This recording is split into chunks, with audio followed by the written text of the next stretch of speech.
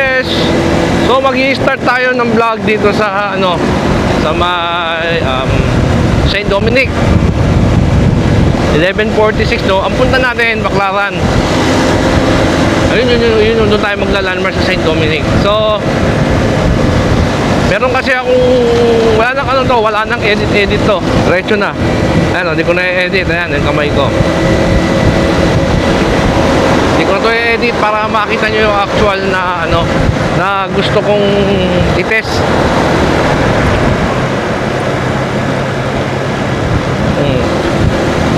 So dadaan tayo ngayon sa C5 extension papuntang Baclaran. Mostly kasi ang dinadaanan natin ay yung bulungan, yung shortcut papuntang MOA, Ross Boulevard, ganun. So ngayon dadaan tayo dun sa usual na kalsada dahil kasi mas mas mabilis na dun ngayon. Okay yung mas turn right. Okay, pwede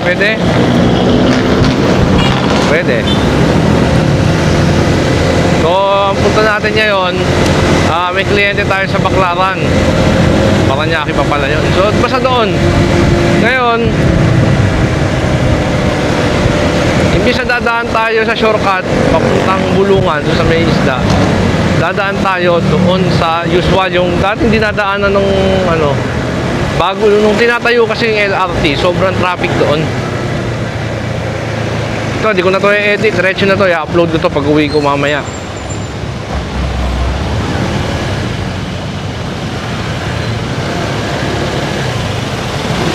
Yan na, nakita mo yung St. Dominic kanina doon tayo mag-i-start. So nandito tayo ngayon sa patong lugar na to. Ayun, Bacoor City, Bacoor pa pala to. Pero papasok na to ng Sapote doon sa kabila. Umibig, laging nananatili, walang batil.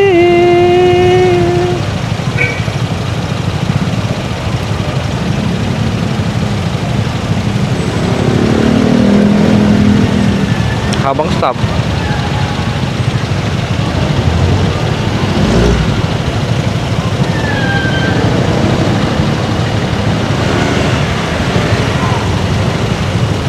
doon mamaya. Pretty little baby, yeah, baby, pretty little game.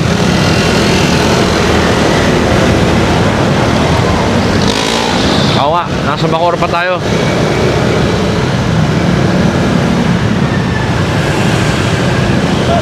Ito yata yung kalinisan. So, tanghali, patay na oras. Pero may mga estudyante ngayon kaya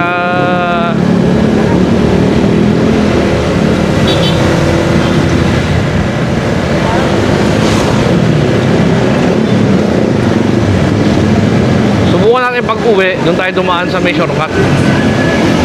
Pero tingin ko kasi mas malapit dito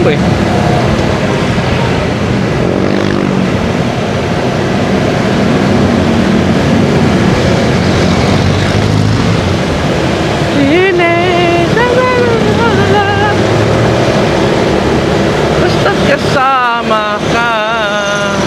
Kanta-kanta muna kahit bakit ang boses. Ito na, nakatawid na tayo ng, ang alam ko, Las Piñas na to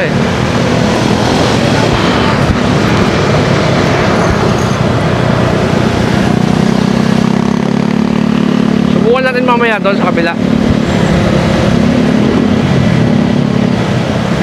Dito mahigpit lang dito, kailangan nakasapatos ka rito, naka helmet, syempre.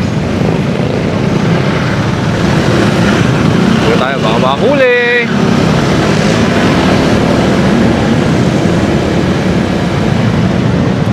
Sa maramihan. Ako, nakabang pala mga green boys. Pag nakakita ka naka-chinelas niya, yari ka sa mga yan. Ang paano, no? Naka-half-shoes lang. Ayun, no? Half-shoes. Yari yan pag nakakita yan. Noong isang vlog ko, nakita yan eh. Huli, talaga.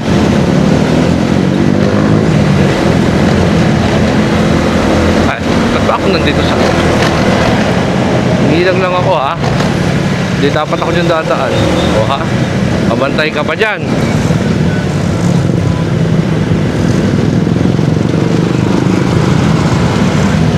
Ang sigip kasi ng kalsada, naglagay pa ng bike lane. Ito talaga yung daanan niya, yung shortcut na yan. Maraming nadaan dyan. Pero hindi tayo dadaan dyan. Dito tayo sa ano.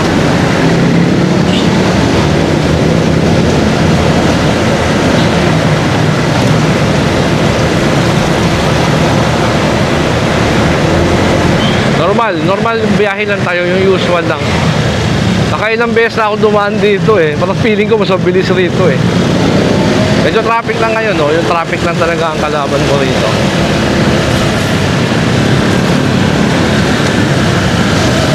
Oh, laki ah. Kopya.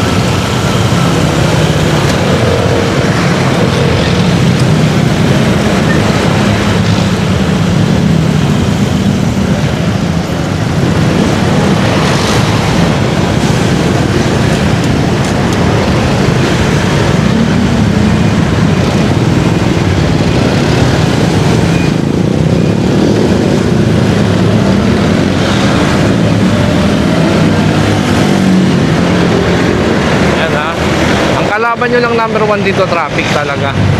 Napaka-traffic lang dito dun sa Bukhanong to. Pero pagdating nyo dun sa extension, tatrata na yun. Yan ang kalaban dito eh. Kahit anong... Ang masarap na biyahe dito talaga gabi at saka umagang-umaga. Wala halos sasakyan. Mga bandang alas 4 yan. Pero pagka mga alas 5 na, marami na sasakyan dito. Okay. Nung active pa ako sa pagbiyahe-biyahe, dumadaan ako dito alas 10, marami pa. Alas 10, ay alauna, wala na yan.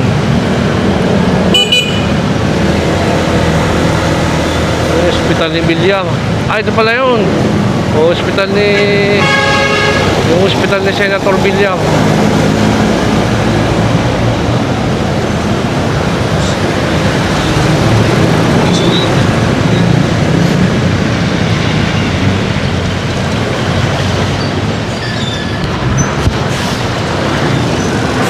Okay, pasok.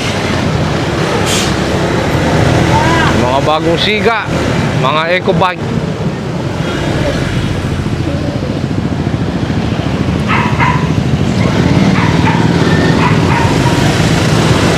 Hindi ko na makarinig ang sarili ko.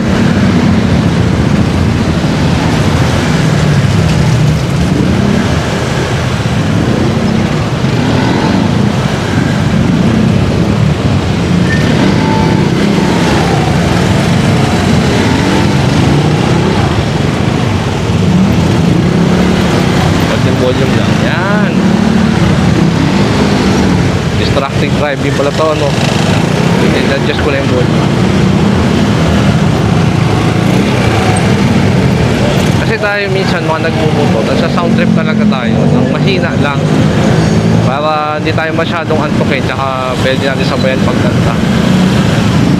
Pero syempre maglalagay ka pa rin ng allowance para marinig mo pa rin yung paligid. Lalo na pag ganito kasiksikan. Kaya ito po.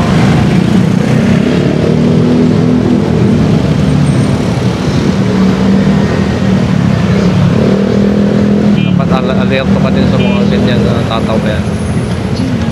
Alerto ka dyan. Kasi pag di ka alerto, yari ka sa... Ayun na. Nanti.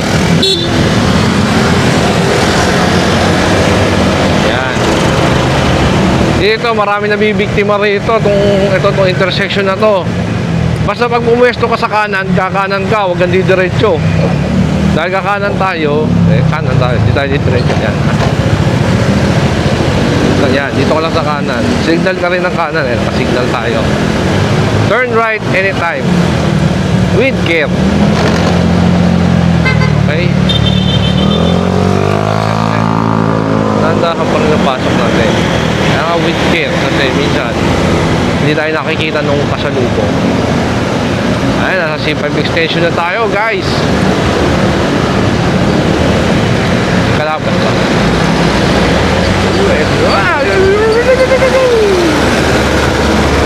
Laging nag-isa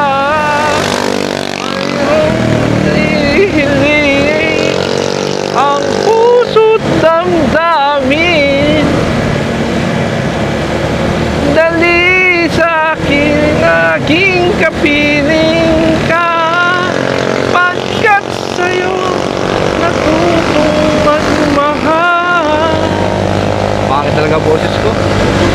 Sige na, okay na yan. Oh, nasa C5 extension na tayo, mga ka-FBS. Ito yung usual na dinadaanan dati, ha, nung tinatayo pa yung LRT station. Kasi nung dalawang test na ako dito, ang time na inorasan ko 10 minutes lang parang Baclaran. Nandito ka na sa C5 extension, paglabas mo doon mga 13 to 15 minutes nandiyan ka na sa may sapote. So malalaman ko yan dito sa videos natin kasi hindi ko na to i-edit, diretso na to, rekta na to. Wala nang edit to. Ano lang, lalagyan na natin siya ng thumbnail. Ano ba dito ang thumbnail?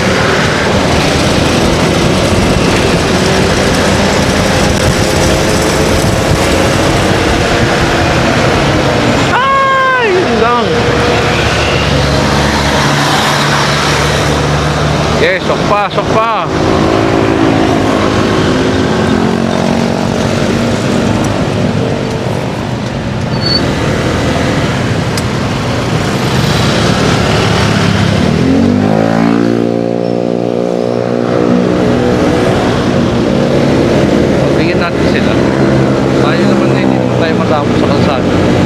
Dahil in the end, tayo pa rin ang mahuuna dahil maliit tayo eh. Sila malaki.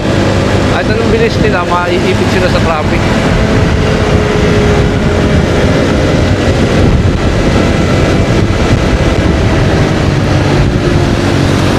At naman para sa'yo'y hanggang langit at ang... Ay, ito pala, may mas magandang owa, oh.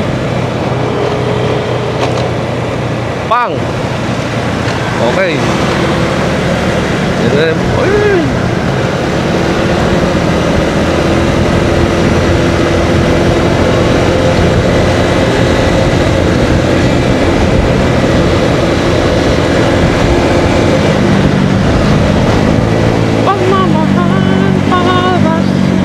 Dito tayo sa baba, pag pumunta tayo ng Baclaran, baba, hindi tayo tataas.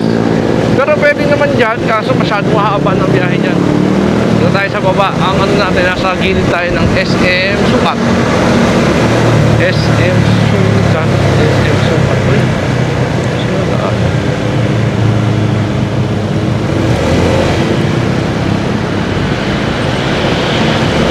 Salamat! Dadaan tayo. Yan.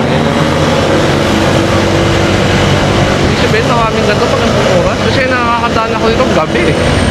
At saka yung gabi, 2 gabi na akong dumadaan dito eh. Ang bilis talaga. Kaya lang nakamulo kayo kasi eh. Ito ako.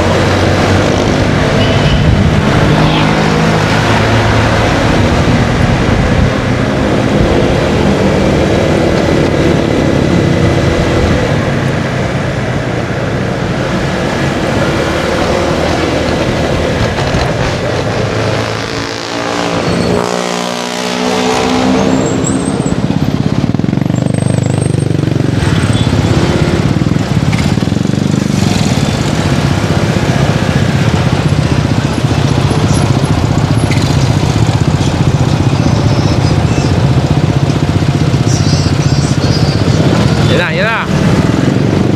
Ayun, Baclaran, going to Baclaran. Okay. Ito kasi yung usual na dinadaanan ng motor talaga dati. Kasi yung gulungan, sabi daw nila, sarado daw doon. Pero tapos na kasi yung construction ng LRT 160. Kaya, ayun, laki ng kalsada. Pero feeling ko nasa Commonwealth. Ito kasi kalalaki yung kalsada sa Commonwealth eh.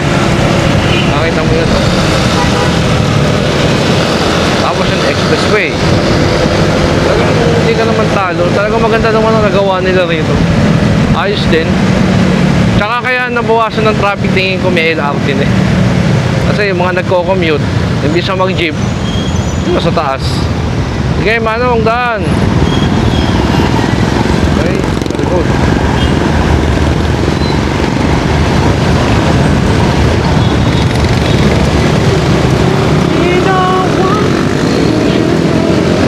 Okay, stop pa. Enterprise. Ano ba punta? Oh. Eh, kubay ka. Kala ko ba bawal na sa Maynila ngayon? Kubay? Ay, di kinancel nga pala yung ano, yung memorandum. Okay. Kala na FTO, trabaho na yan. Trabaho na.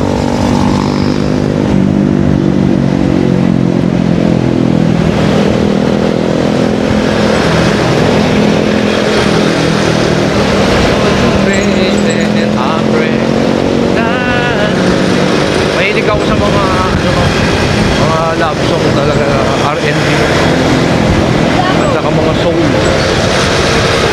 Even though it nothing goes on in my mind like a melody, I will be with you once more. Eh na, maraming estudyante. Nung dumaan ako rito, walang estudyante. Pero kahit na, oh, hindi pa rin ganun ka-traffic, pero nung dumaan ako rito, walang estudyante pa. Dalawang nights, 2 nights.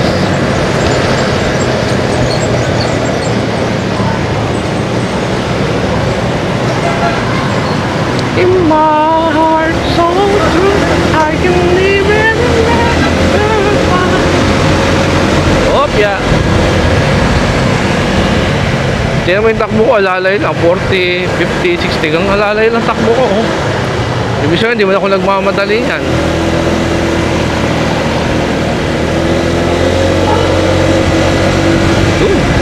Baba yung oras. Tsaka ang laki ng kalsada, oh. Pag pala ito nagawa, malaki.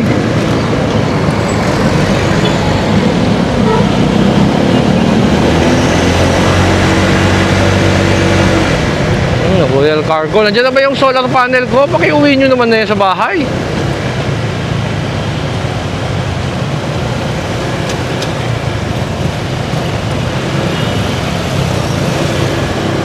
Ewan ko, hindi ko type talaga yung Suzuki Gixxer na yan. Maganda naman siya. Hindi ko lang talaga siya type.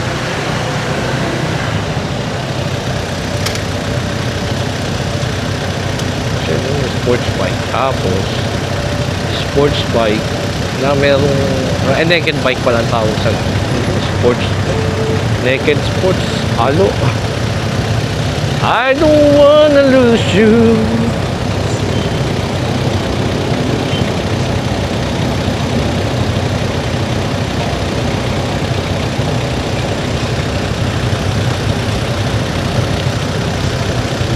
Traffic kaya ito lang naman ang mga kalaban mo, yung mga stop light. Pero pagka minsan nung isang gabi na tsempuhan ko yan, ano eh, diretso yan, wala yung na-tsempuhan ko yan, lahat green hanggang makarating ako ng extension. Kaya parang nakuha ko lang siya ng 10 o 15 minutes, 10 minutes lang, nasa may C5 extension na ako eh. Kaya aray ko naman, hindi pa nila inaayos dito ng maayos na maayos. Dapat nilagyan na nila ng planchadong yung spalto. Kung ganito, oh yan.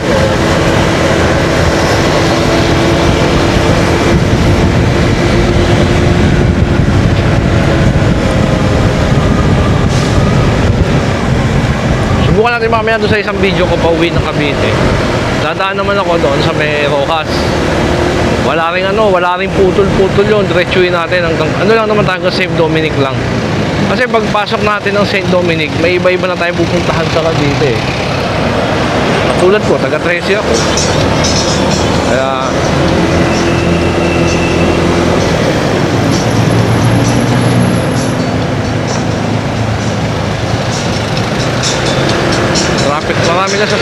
hindi naman traffic. Traffic na sasakyan eh.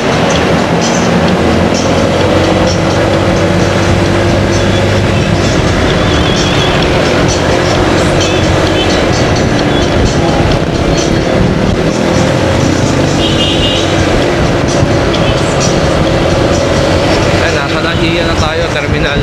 Naiya, terminal 1, terminal 2. Ay, hindi, terminal 2 pala sa kabila. Naiya, terminal. Hindi ko alam kung anong terminal eh. Okay, Naiya Lax, 500 meters ahead. Tayo dadaan dyan.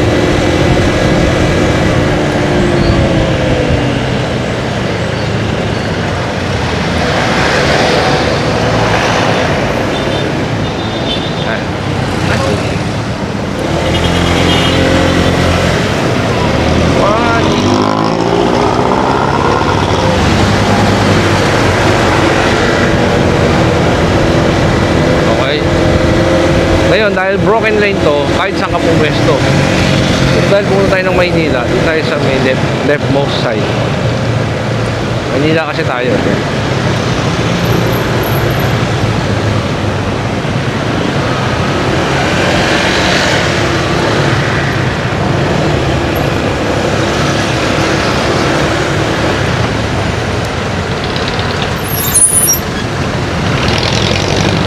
Pero kahit traffic, isipin mo medyo, kung katulad nung dati, isang oras to eh. Parang mas malapit nga dito. Kaya ilang araw na ako dumadaan dito. Sabi kasi dun sa comment section, mas malapit daw dito kaysa dun sa mga sa may bulungan. Sabi kasi feeling ko parang ang lapit eh. Parang, alam mo yun, parang di ako uubos ng oras. Pag sa may bulungan kasi parang feeling ko ang layo. Mamaya, doon tayo dadaan. Subukan ko.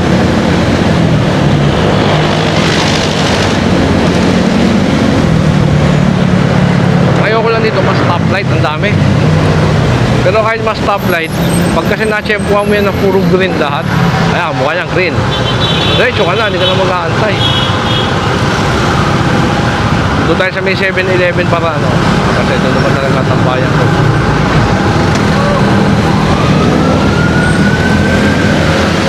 Go! Hop, yeah.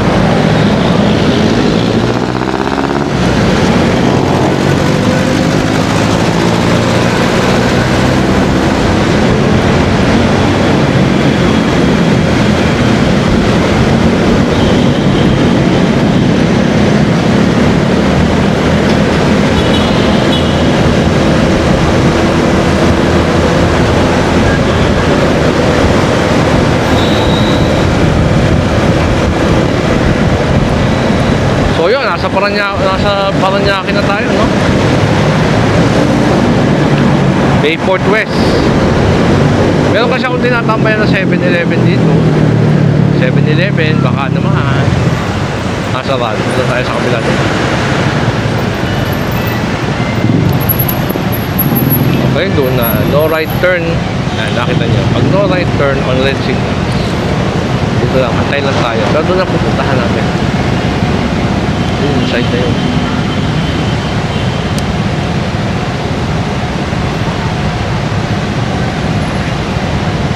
Tayo pumunta. Doon na nagtatapusin yung video natin.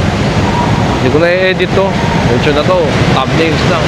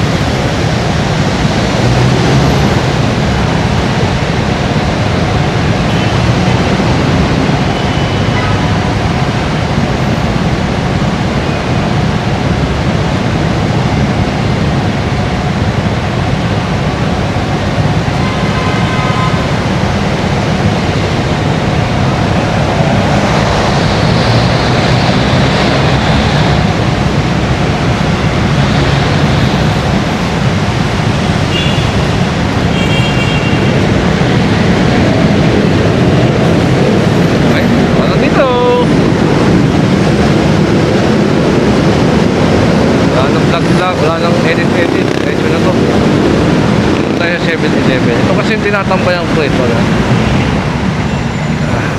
Okay. Pero gigilid ko. May gusto kong hagdan. No, park.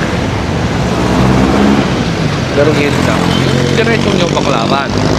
Kung doon kanina, papuntang MOA. Pero diretso. Yan tayo pupunta mga ngayon. Park na tayo 7-Eleven. Kasi aalamin ko pa yung exactong pwesto ng client kung saan. Okay?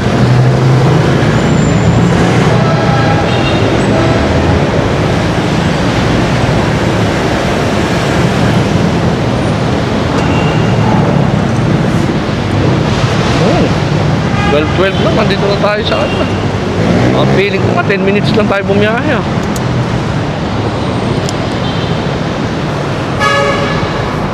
Taray ko. Okay.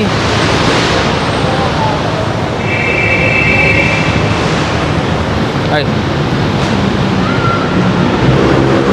Ito, so 26 minutes. Pero may traffic pa yan at saka marami akong pinagbigyan. Kung babawas mo yung traffic, mga 15 minutes lang to. Parang malapit ano. So, mag-comment kayo sa comment section dito kung malapit ang daanan dito sa may C5 extension pababa ng NAIA terminal papunta rito sa Parañaque. So dito ko natapusin yung ating first part ng video. Susubukan natin dumaan doon sa kabila doon sa may bulungan.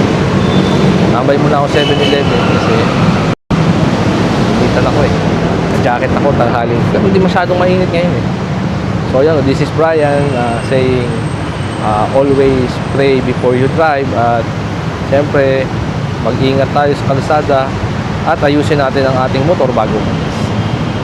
Goodbye mga ka-FDS. See you sa susunod na ride.